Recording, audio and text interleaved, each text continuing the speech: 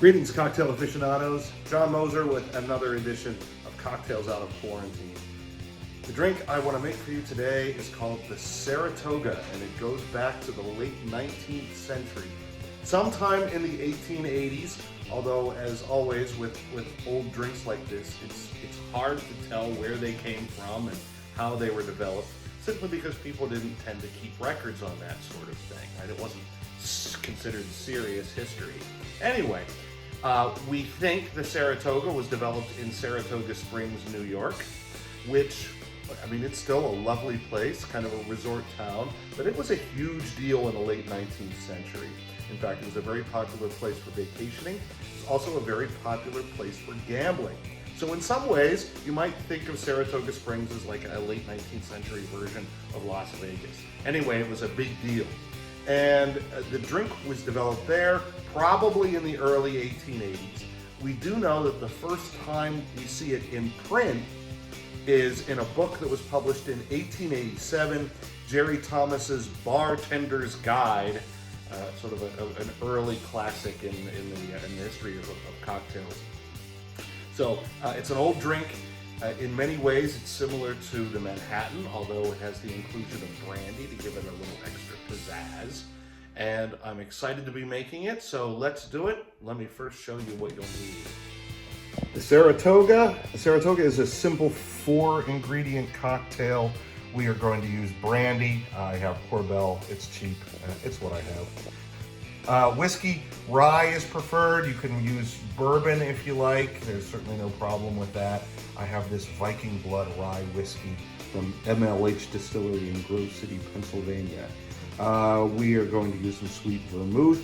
Sorry, the Martini Rossi is not the best out there. Unfortunately, I'm limited regarding what I can get here in Ashland. We're going to use some Angostura bitters. The lemon is just here for the garnish. We are not going to add lemon juice to this. We are, however, going to cut off some of the rind to serve it as a lemon twist. So that's all you need. Let's make it. Okay, first of all, since this is not a drink that has fruit juice or dairy or egg, we are not going to use a shaker, but rather our cocktail glass. And we are going to stir that rather than shake it. Our first ingredient, the brandy. But this is a really easy drink because it's an ounce of each major ingredient and then a couple dashes of the Angostura. So an ounce of the brandy, an ounce of the rye, love rye, wonderfully spicy, and an ounce of our sweet vermouth. And then, right on top, a couple of dashes, why not a third dash of Angostura? That's not going to hurt anything.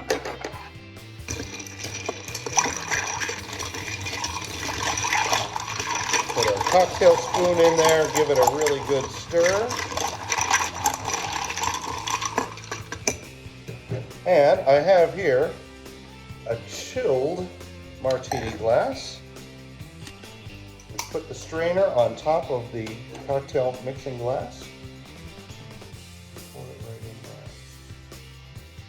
there. Ooh. That is really a nice looking drink. Oh, and to make it extra pretty, I've cut off some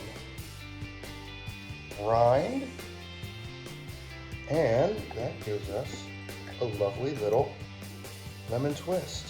So, that's the Saratoga. That's all there is to it. It's a straightforward drink that reaches back to the classic age of the cocktail, the late 19th century.